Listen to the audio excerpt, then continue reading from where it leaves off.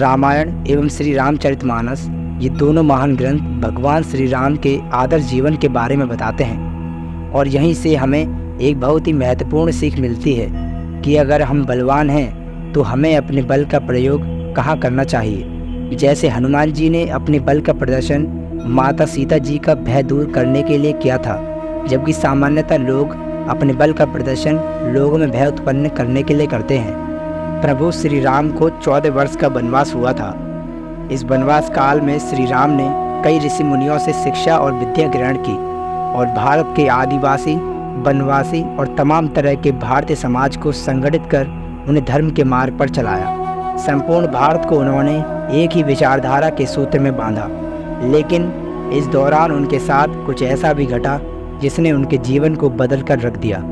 दोस्तों, आज इस वीडियो में हम आपको उन स्थानों के बारे में बताने जा रहे हैं जिन स्थानों पर भगवान राम ने अपने वनवास का समय व्यतीत किया था। साथ ही उन घटनाक्रमों को समझेंगे जो माता सीता के हरण से लेकर रावण के मरण तक हुए थे। आइए वीडियो को शुरू करते हैं।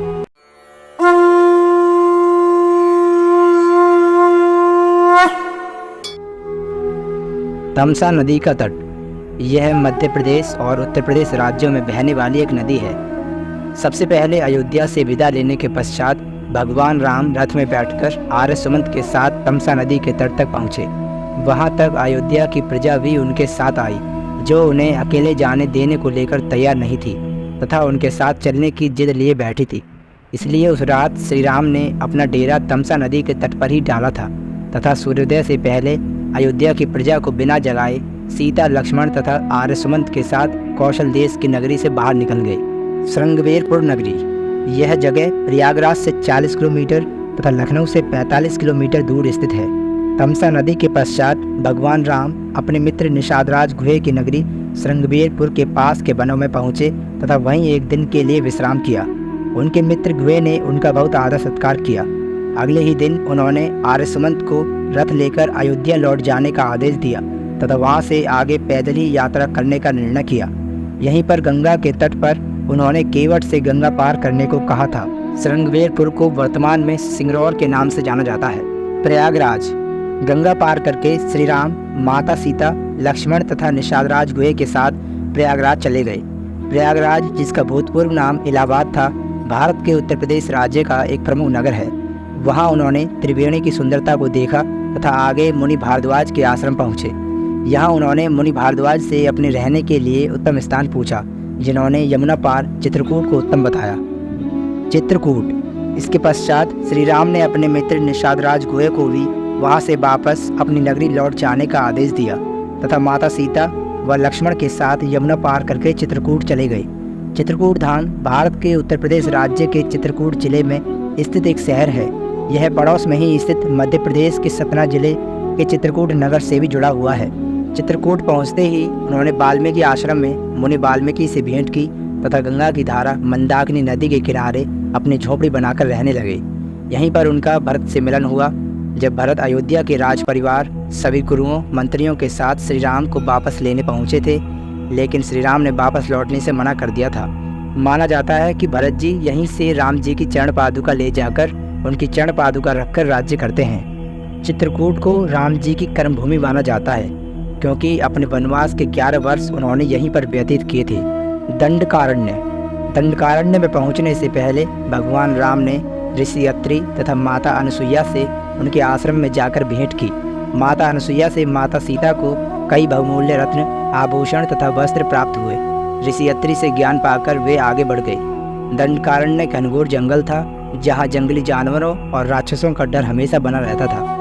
यह वन लगभग 35,600 वर्ग मील में फैला हुआ था, जिसमें वर्तमान छत्तीसगढ़, उड़ीसा, महाराष्ट्र और आंध्र प्रदेश के कुछ हिस्से शामिल थे। उस समय यह वन सबसे भयंकर राक्षसों का घर माना जाता था, इसलिए इसका नाम दंडकारण्य था। जहाँ दंड का अर्थ सजा देना है और अरण्य का अर्थ वन है। स्थानीय मान्यता के मुताबिक दंडकारण्य के आकाश में ही रावण और जटायु का युद्ध हुआ था और जटायु के कुछ अंग दंडकारण्य में आ गिरे थे। ऐसा माना जाता है कि दुनिया भर में सिर्फ यहीं पर जटायु का एकमात्र मंदिर है। इसके बाद उनकी भेंट महान ऋषि अगस्त्य मुनि से हुई। अगस्त्य मुनि ने श्री राम को उनका अगला पड़ाव दक्षिण में गोदावरी नदी के किनारे पंचवटी में बनाने को कहा। अगस्त्य मुनि से आज्ञा पाकर श्री राम पंचवटी के लिए निकल गए। पंचवटी। अब श्री राम गोदावरी नदी के किनारे पंचवटी में अपनी कुटिया बनाकर रहने लगे, जहां उनकी भेंट जटायु से हुई।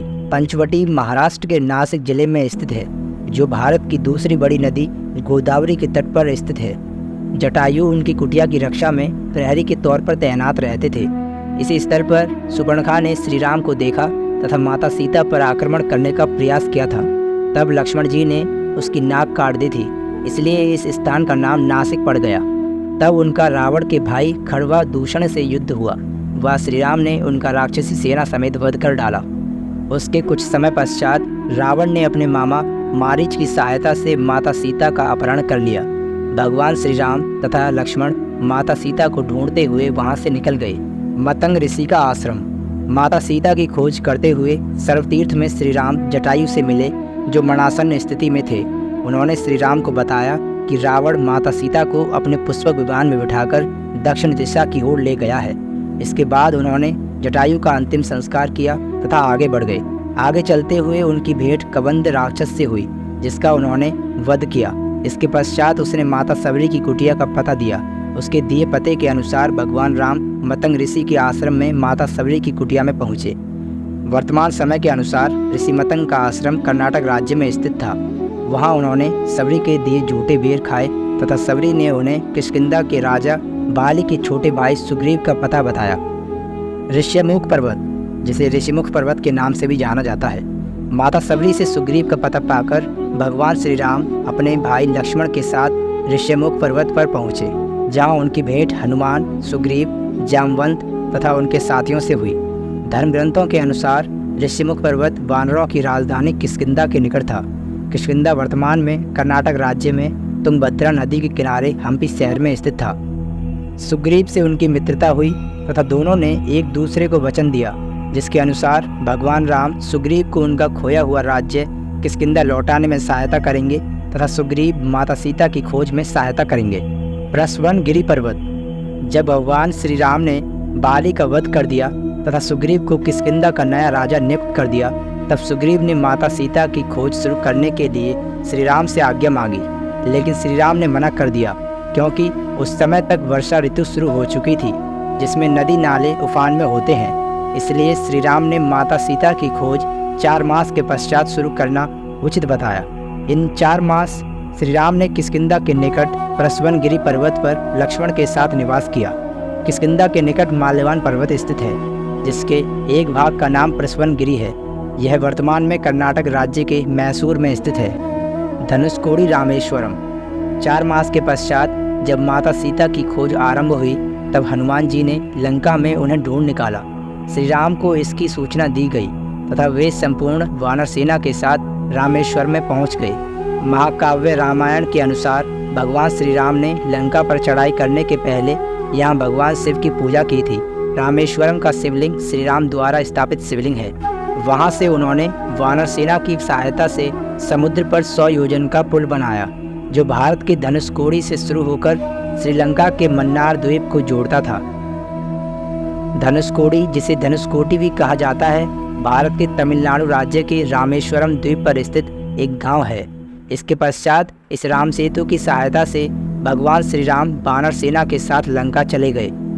इसका नाम धनुषकोडी इसलिए है क्योंकि यहाँ से श्रीलंका तक वानर सेना के माध्यम से नल और नील ने जो पुल बनाया था, उसका आकार धनुष के समान है। नुबारा एलिया पर्वत श्रृंखला। रावण का महल लंका के बीच में स्थित था तथा ये गुफाएं वहां से लगभग 90 किलोमीटर दूर थी। लंका पहुंचकर श्री राम ने अपना डेरा यहीं पर डाला था तथा रावण के साथ भीषण युद्ध किया था।